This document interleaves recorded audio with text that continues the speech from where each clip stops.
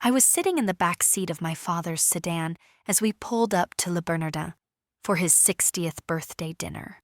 My younger sister Ashley glanced at the elegant restaurant facade and turned to me with that familiar condescending smirk. "Can you even afford this place?" she sneered, adjusting her designer purse. I stayed quiet, watching her enjoy what she thought was superiority over her struggling older sister. The moment we stepped through the doors, our waiter James approached with a warm smile. "Welcome back, Ms. Helene, your usual table." Dad choked on the complimentary wine he had just sipped. Before I reveal how my family's assumptions about my struggling life completely backfired, tell me in the comments where you are watching from and hit that like button if you have ever been underestimated by your own family. What happened next will make you understand why I let them believe their lies for so long. Let me take you back 5 years to explain how this moment became possible. After graduating from State University with a degree in computer science, I had worked at a corporate tech firm for 3 years before making the decision that changed my life forever. I left my stable job to start my own tech consulting business, Tech Solutions, specializing in cybersecurity and system integrations for major corporations. My family, however, saw this decision very differently.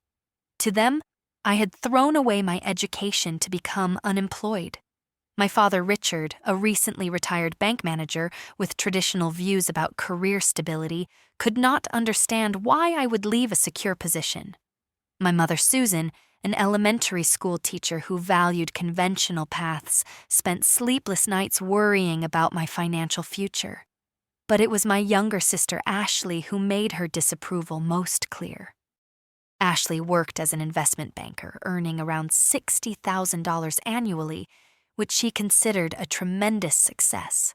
At every family gathering, she would regale everyone with stories about her latest bonus, her new office, or her promotion prospects. She had become the golden child who followed the expected path while I was viewed as the family disappointment who had lost her way. The treatment I received during family dinners became a predictable routine. Ashley would insist on paying for my meals with exaggerated generosity, announcing to everyone within earshot, "I got this since you are between jobs." When the check arrived, she would dramatically grab it while making comments about supporting family during difficult times. My parents would exchange worried glances and stage regular interventions about finding real employment and financial responsibility. What they did not know was that within 2 years of starting Tech Solutions, I was earning more than all of them combined. My average project fee ranged from $50,000 to $200,000, and I had built relationships with Fortune 500 companies who relied on my expertise. My annual income had surpassed $600,000, but I kept this information completely private. There were several reasons for my secrecy. First, I was exhausted by years of being treated like a failure and wanted to see their true colors when they thought I had nothing to offer. Second, I enjoyed the peace that came from not being constantly asked for money or financial advice. Third, my business required discretion, as many clients preferred working with consultants who maintained low profiles about their success. I chose to dress casually in simple clothing and drive my reliable Honda Civic, not because I could not afford better, but because I had learned that true confidence does not require external validation. While Ashley spent her salary on designer clothes and luxury car payments, I was building wealth and investing in real estate. The irony was that my family interpreted my modest lifestyle as evidence of financial struggle. The restaurant choice for Dad's birthday dinner was particularly amusing to me. Ashley had insisted on somewhere sophisticated to showcase her success, specifically selecting Le Bernardin, because she wanted to demonstrate her ability to afford fine dining. "Do not worry about the cost, Helene," she had told me condescendingly. "Ashley can handle sophisticated places. Mom had added, as if I were a child who needed protection from expensive menus. What they did not realize was that I dined at Le Bernardin twice monthly for business meetings with high-profile clients. The staff knew me well, my preferences were documented, and I had established relationships with everyone from the sommelier to the executive chef. Their assumption that this would be my first time in such an establishment was about to be shattered in the most public way possible. As we followed the hostess to our table, I watched my family take in the opulent surroundings with wide eyes. Ashley was already calculating how much this dinner would cost and preparing her usual speech about treating family to nice experiences.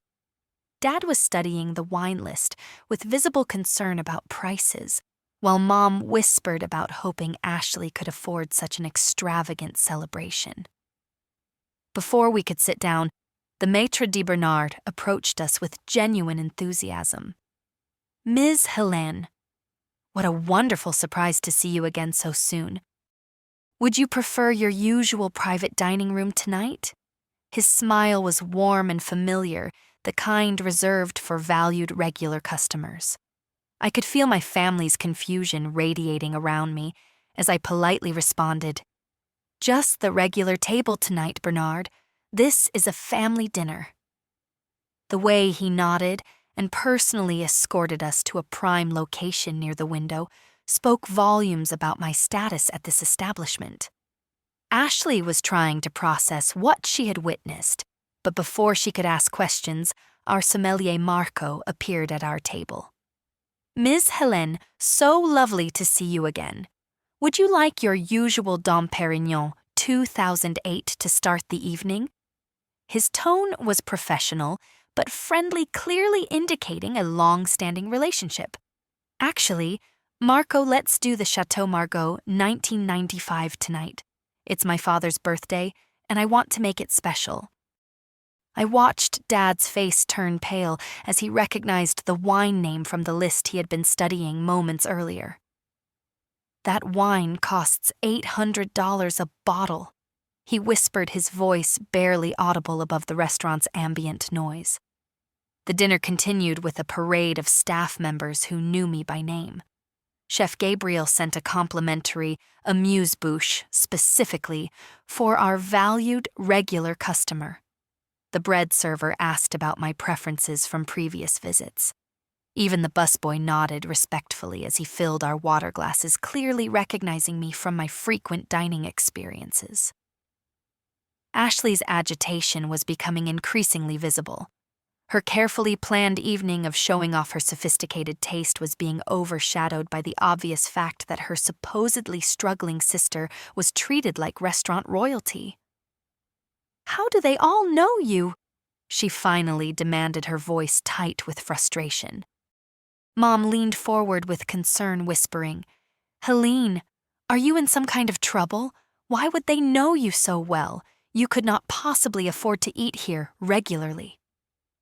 Her worry was genuine, but it stung that her first assumption was criminal activity rather than legitimate success.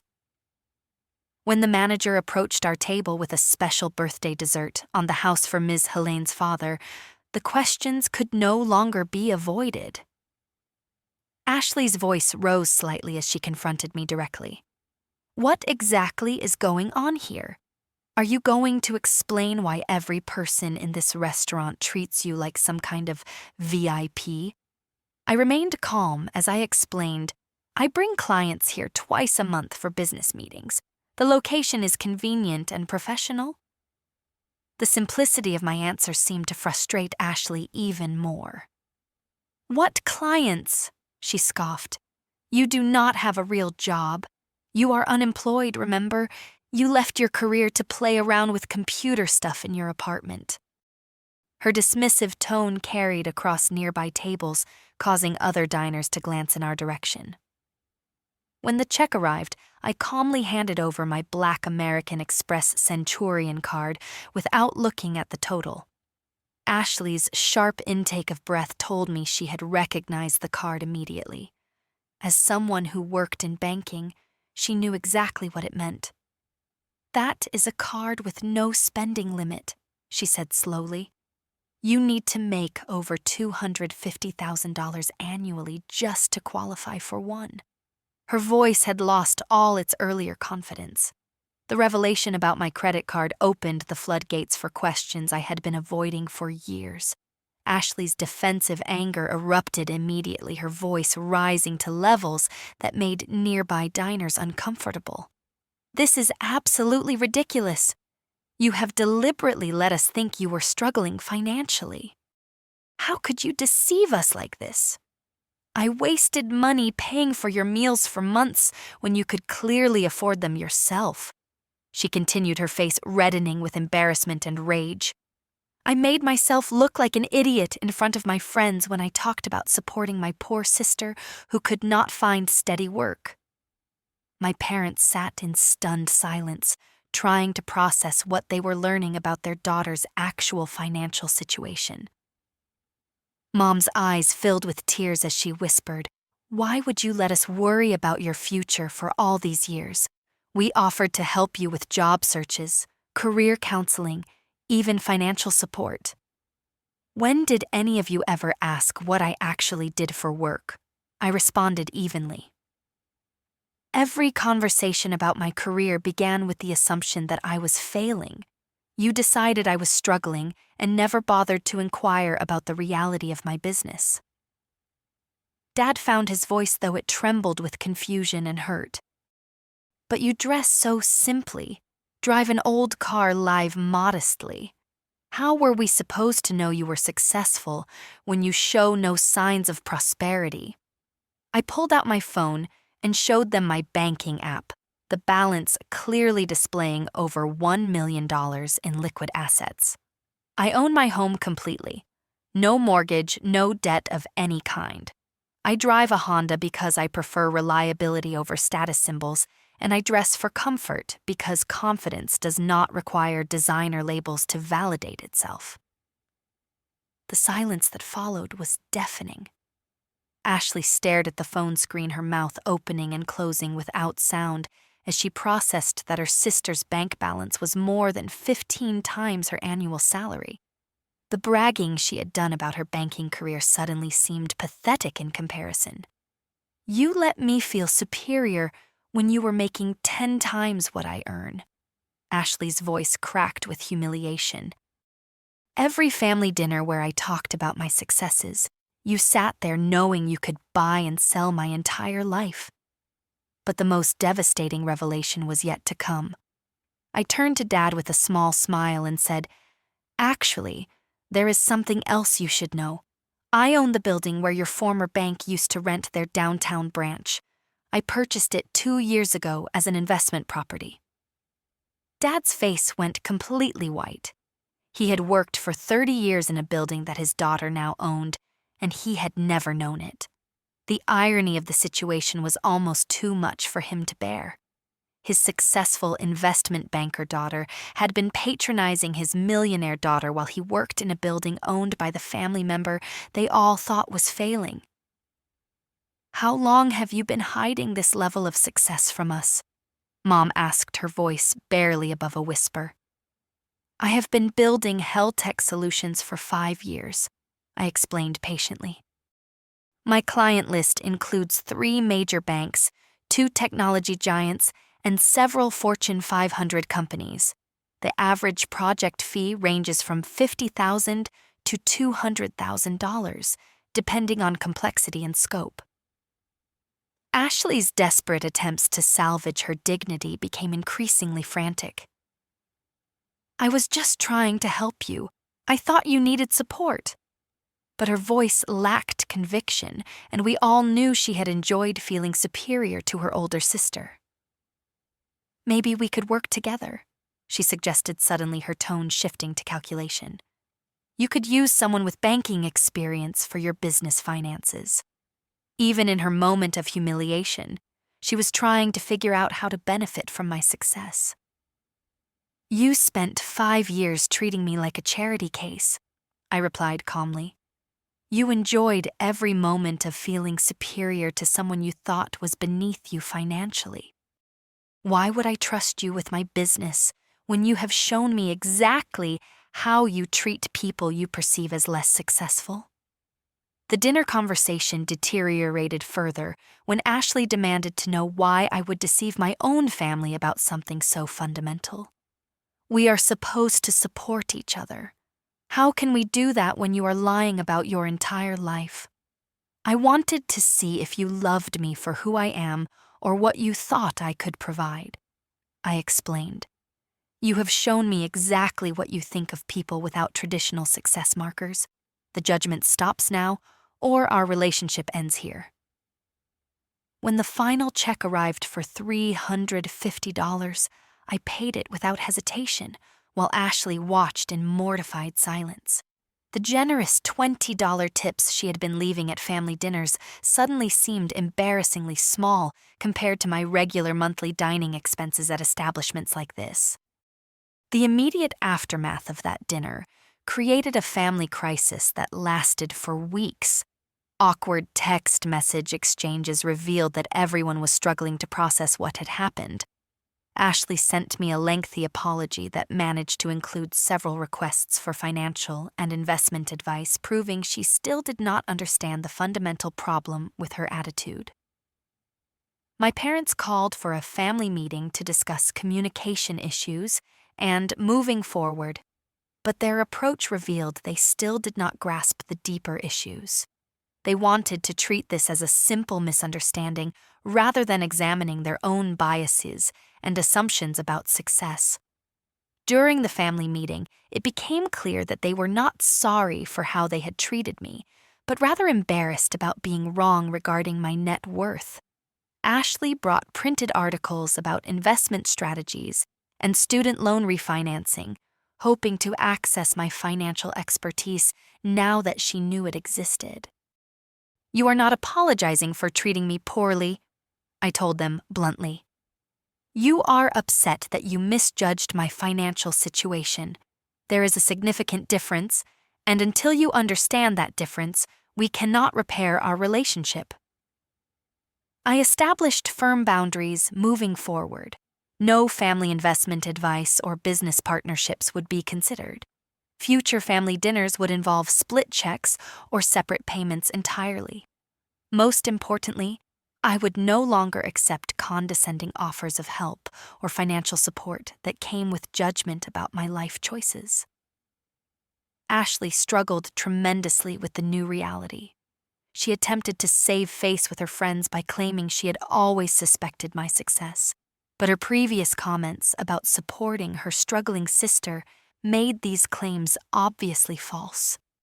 She became resentful about her own career choices and started competing unnecessarily in family conversations, trying to establish relevance despite earning a fraction of my income. The revelation affected her work performance as well. Knowing that her sister earned 10 times her salary while being dismissed as unemployed made her question everything about her own definition of success. She began making risky investment decisions and career moves, trying to catch up to a level of success she had never realized existed in her own family. My parents required several months to recognize the pattern of favoritism they had shown Ashley throughout our adult lives. They began to understand that they had never truly listened when I explained my career path instead, filtering everything through their preconceived notions about what constituted legitimate employment. Meanwhile, my business continued thriving as my confidence grew from standing up to my family's treatment. 3 new major contracts materialized within months of the restaurant incident, partly because my increased self-assurance translated into more effective client presentations. I was featured in Forbes' 30 Under 30 list, something my family discovered by reading the magazine rather than hearing about it from me. 6 months later, when I was invited to speak at a major technology conference about entrepreneurship and non-traditional career paths, my parents attended the event and witnessed firsthand the professional respect I commanded in my industry. Seeing hundreds of people listen attentively to my insights about business strategy and innovation helped them finally understand the legitimacy of my work. The relationship with Ashley evolved slowly and painfully. Her initial attempts at apology were undermined by continued requests for financial advice and business partnerships. It took nearly a year before she offered a genuine apology that focused on her treatment of me rather than her embarrassment about being wrong. I was insecure about my own success and made myself feel better by putting you down, she finally admitted during a private conversation. I enjoyed feeling superior, and that says terrible things about who I am as a person and as your sister. This honest acknowledgement opened the door for real healing. Ashley began pursuing entrepreneurship herself, inspired by my example, but understanding that she needed to build her own path rather than trying to benefit from mine. I offered encouragement and general advice, but maintained my boundary against direct financial involvement in her ventures. The most profound change came in my own self-perception. I realized that keeping my success secret had partly stemmed from my own insecurities about choosing a non-traditional path. Learning to be proud of my achievements without feeling guilty about them became an important part of my personal growth. Our family dinners evolved into balanced conversations where everyone contributed equally, instead of Ashley dominating with career updates while I remained silent. The dynamic shifted from seeing me as a project that needed fixing to recognizing me as a successful adult who had chosen her own path. I began mentoring other entrepreneurs who struggled with family pressure and imposter syndrome. Speaking about the importance of measuring success beyond traditional metrics became part of my professional speaking engagements. I also established a scholarship fund for students pursuing non-traditional career paths, helping others avoid the family conflicts I had experienced. The deeper healing required family therapy sessions where we addressed long-standing communication patterns. We explored why my parents had favored traditional career paths and why Ashley had felt the need to compete with me rather than support me. These conversations were difficult, but necessary for building genuine relationships based on mutual respect. 1 year later, our family relationship was built on honesty and authentic connection rather than assumptions and judgments. Ashley was pursuing her entrepreneurship dreams with my encouragement, but not my financial backing. My parents had learned to ask genuine questions about my work instead of offering unsolicited career advice. The wisdom I gained from this experience extended far beyond family relationships. Success hidden from shame had transformed into success shared with appropriate pride. I learned that family love should be unconditional and not based on perceived status or conventional achievements. Most importantly, I discovered that assumptions reveal more about the person making them than about their target. My family's treatment of me had shown me exactly what they valued and how they measured worth.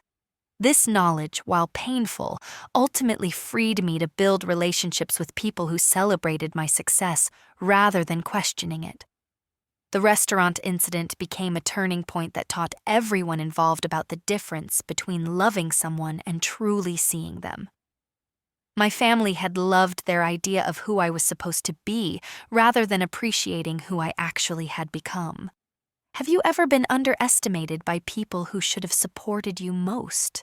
What would you do if your family consistently dismissed your achievements or life choices?